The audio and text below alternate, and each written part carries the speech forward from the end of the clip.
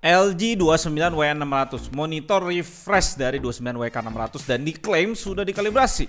Gimana hasilnya? Kita lihat sama-sama.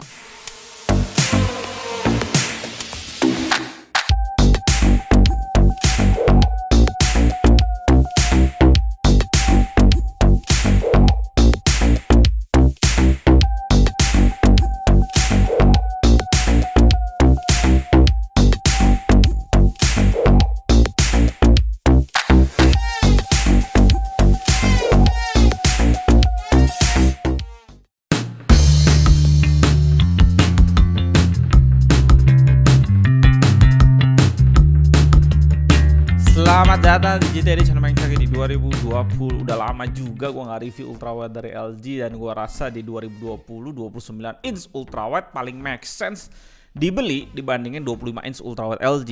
Ketika lu pakai 29 inch seakan-akan kita pakai 24 inch kali 2 gitu lah. Sedangkan kalau kita beli 25 inch kayaknya kita pakai 22 inch kali 2, dimana di 2020 kerasa tanggung gimana gitu, kayak pakai 22 inch kayak gimana gitu.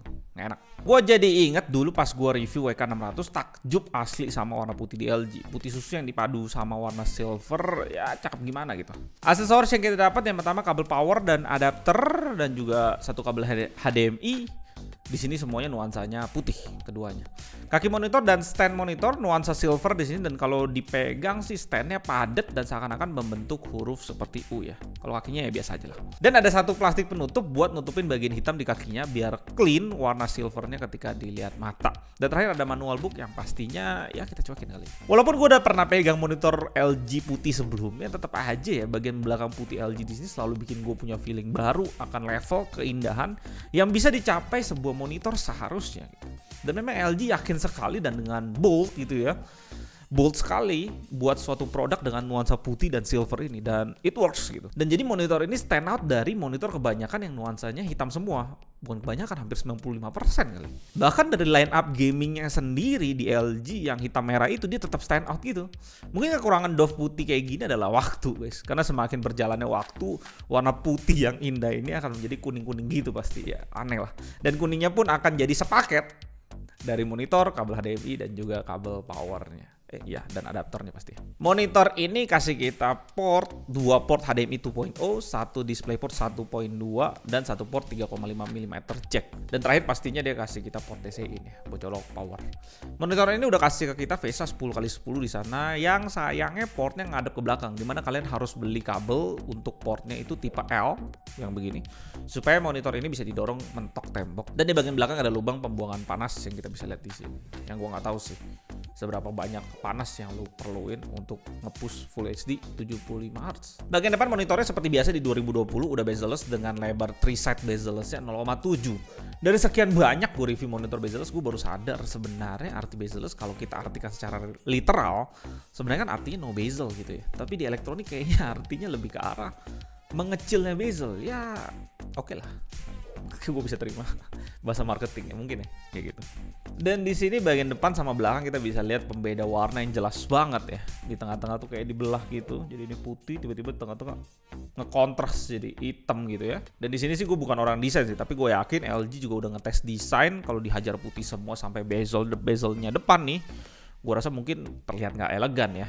Jadi mungkin ini best solution buat mereka. Terakhir di bagian bawah ada lubang sound dan tombol navigasi yang udah joystick. Untuk LG sih memang buat gua itu adalah brand terbaik untuk tombol pengaturan OSD. Paling make sense lah buat gua dari joystick dan bagaimana lu mengatur OSD. Spek lengkap di monitor ini dari website LG 29 in Full HD ultrawide 21:9, resolusinya 2560x1080p.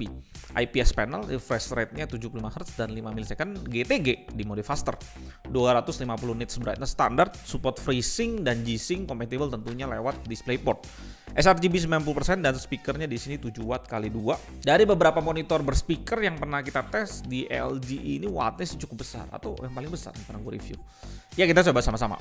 Oke, jadi di sini gue setting sound di Windows full dan juga sound di settingan OSD-nya full. Jadi paling tinggi, paling gede ya bisa kita nyalain.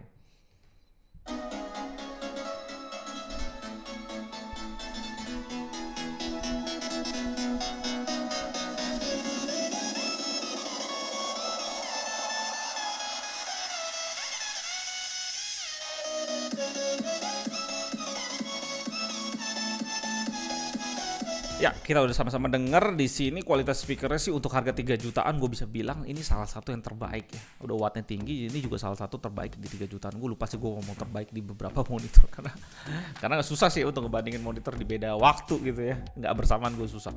Tapi di sini mungkin yang bisa gue komentar adalah ini kan tadi kalian denger cuma sound lagu doang. Tapi pas gue dengerin lagu yang ada orang nyanyinya pada saat baru mulai lagunya mungkin 90% dari lagunya itu enak didengar. Masih enak dan tajam didengar. Tapi pada saat refrainnya itu loh.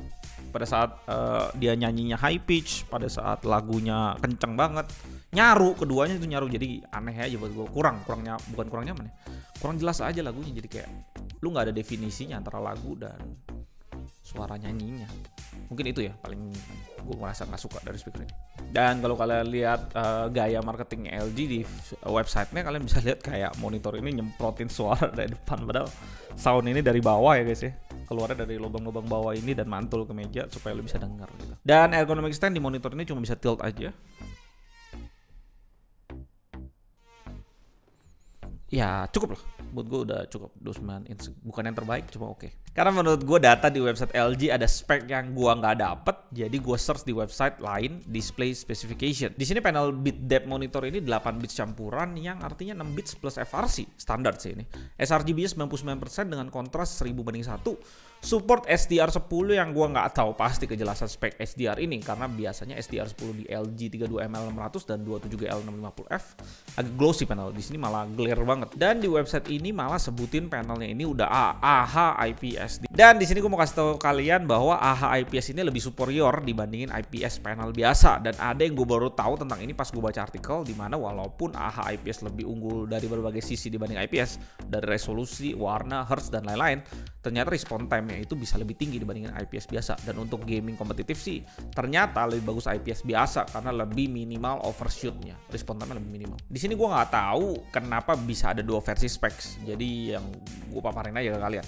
Spek di atas kita confirm lagi dengan data color, dimana color gamutnya kita bisa dapetin 100% sRGB, 82% Adobe RGB, 83% P3 dan 77% NTSC. Dengan brightness di 100% kita bisa dapetin 265,2 nits dan kontras di 1000:1. Sayangnya memang white point-nya agak sedikit off di 8200 Kelvin.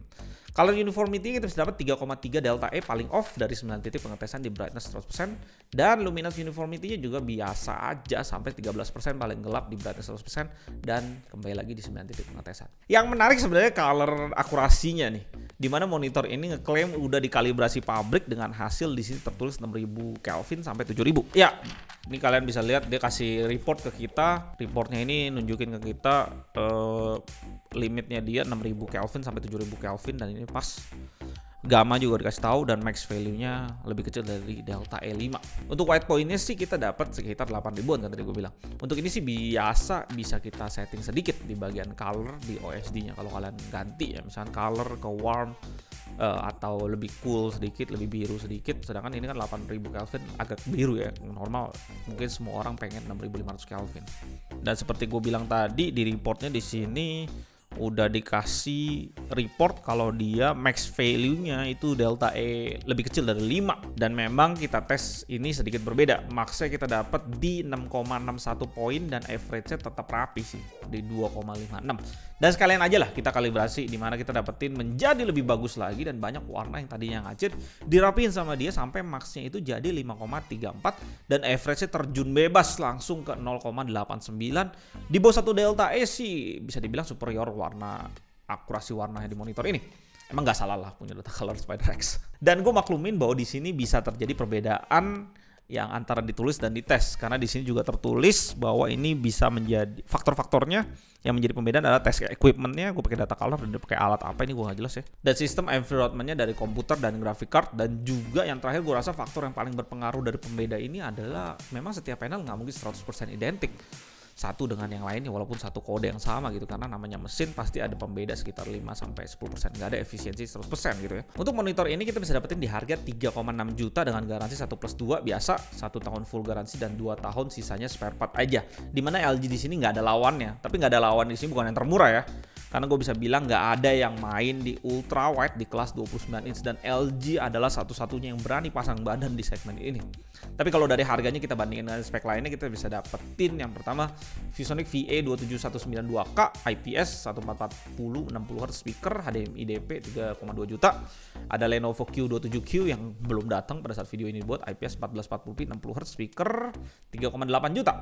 Ada Dell U2419H yang diklaim udah dikalibrasi pabrik IPS Full HD 60Hz, ergonomic stand di 3,4 juta, dan ViewSonic VP2458 yang juga udah mengklaim bahwa dia dikalibrasi pabrik IPS ergonomic stand 3,450. LG di sini kasih kita pilihan di 29 inch ultrawide, di mana masalah yang membuat gue dilema adalah gini.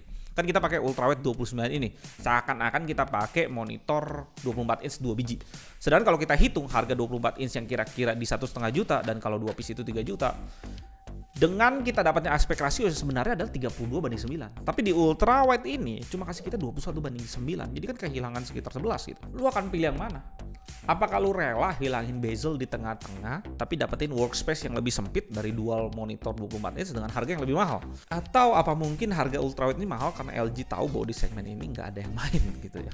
Gue sih nggak tahu jawabannya, tapi yang gue tahu dari monitor Xiaomi 34 inch yang udah gue review kemarin dan gue udah pakai setiap hari-hari, buat gue make sense-nya ultrawide adalah apa yang Xiaomi berikan, di mana dual monitor 1440p 144Hz harganya lebih mahal dibanding satu monitor ultrawide Xiaomi 21:9. Bahkan dual monitor 1440p 60Hz overall di pasar masih lebih mahal dibanding Xiaomi 34 inch itu. Kalau kita patok harga Xiaomi di Indonesia sekitar 6-7 juta ya. Dan dari pemakaian Xiaomi gue selama ini, gue sadar bahwa ultrawide itu yang paling sejoli atau istilahnya paling cocok lah itu dengan 1440p. Sedangkan di LG ini cuma kasih Full HD.